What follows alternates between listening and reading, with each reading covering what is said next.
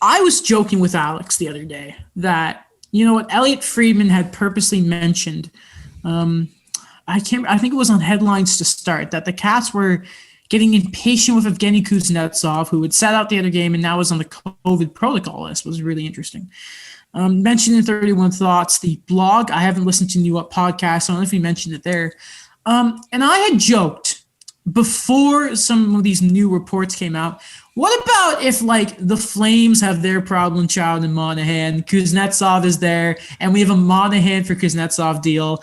And it was just kind of like, we laugh it off, like, that's not going to happen. But then all of a sudden, reports come out that apparently, and I saw LeBrun say that he would not be surprised if in the offseason the Caps listened to offers on Evgeny Kuznetsov. Now, he's had some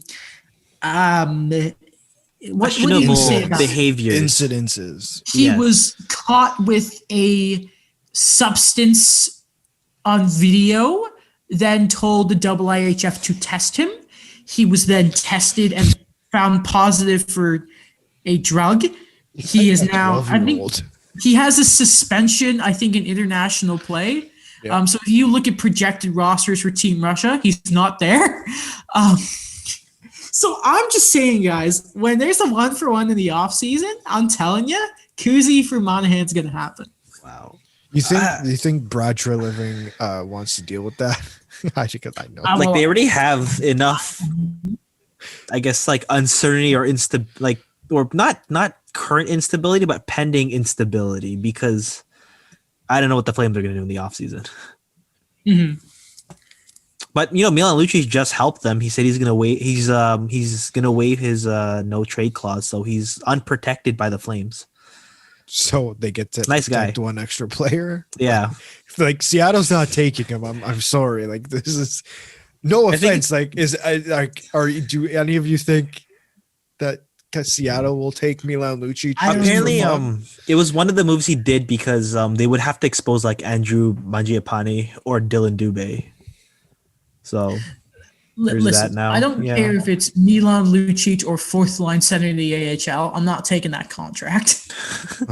It's a nice sentiment, but there's a difference between Marc-Andre Fleury waiving his and Milan Lucic, who has had, I think he's definitely had a revitalization in his time in Calgary. Yeah. However, his contract sucks. Yeah, and bad. Listen, if you're Seattle and you're going to flex your cap muscles, if he wasn't waiving it, you could kind of convince the Flames in the scenario. Like, maybe you could try and figure something out, and then Lucci's like, "Oh, you don't want me? I'm going to leave." But I mean, like, his contract, if he waives it now, there's no leverage for Seattle to say, "Okay, I'll take it if you give me some little gubs, some sweetener gubs." But no, again, yeah, not taking it. It's just. Given what the Flames like, there is a lot of promise there, and apparently one of the reasons for the expansion draft too, and the trade rumors, that was why Sam Bennett was traded, according to Sportsnet. Another spot right there, but again, I don't know. It's weird because Kuznetsov is just, I don't know how to describe him. Like, he is an amazing player, but he's not the solution in Calgary. So then let's get off my fantasy trade thing. It's just because there's been noise around Kuznetsov, we know. But I mean, what is that? And they haven't been afraid to make the big trade. We look at the deadline with Jacob Verana. But the thing with Kuznetsov is he has term and he makes $7.8 million. And he is a good player, but there have been some dips and some inconsistencies with him. Well, you have to ask yourself, what is Evgeny Kuznetsov in terms of, like, are we all on the same page in terms of, is he a number one center?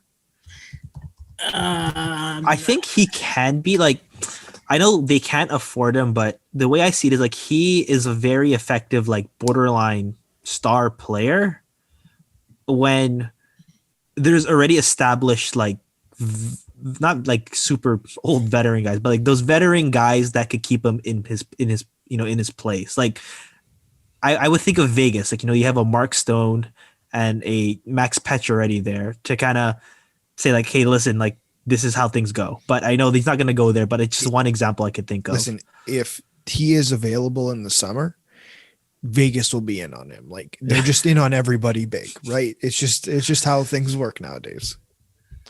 You know, he's got 29 points in 41 games this year. He had 56 last year, in 63 in the shortened season, 72 and 76 in 18-19. I mean, he scores. Yeah, he's a good player. I'd say he's a 1A, 1B. Like he could be.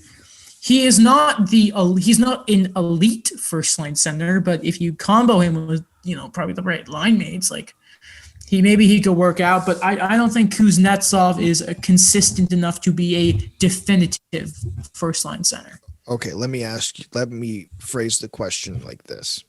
It's based off of Toronto. It's just, is he the John Tavares?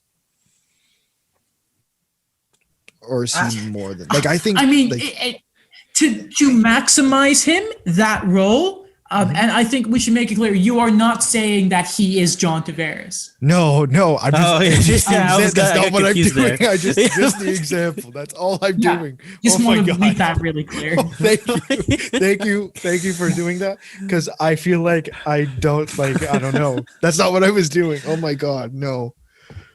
He's like, I don't know. I'm thinking of like, I think he would fit really well in Pittsburgh if this was 6 years ago. That's very good. Yeah, maybe. Well, not the money, but yeah, I think, yeah. By the way, just quick thing. Congratulations to Joel Edmondson for scoring, I think, his second goal. 1-1 with less than 30 seconds to go. I just, let's think of who's a team, you think maybe, think of it like this. Think of Kuznetsov behind Matt Barzal.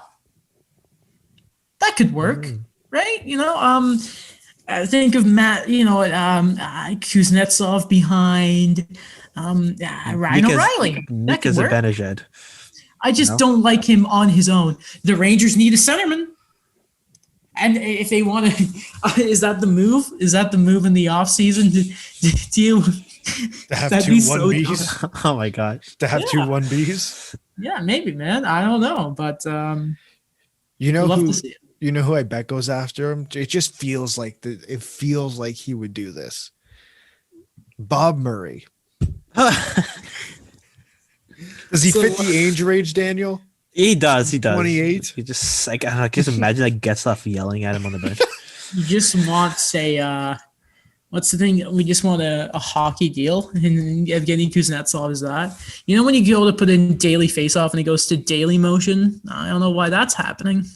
I don't watch stuff legally. No one does. Let me just get up Anaheim's daily face-off quickly, and we can move on. Because one thing, who's their first line center behind Getzlaf?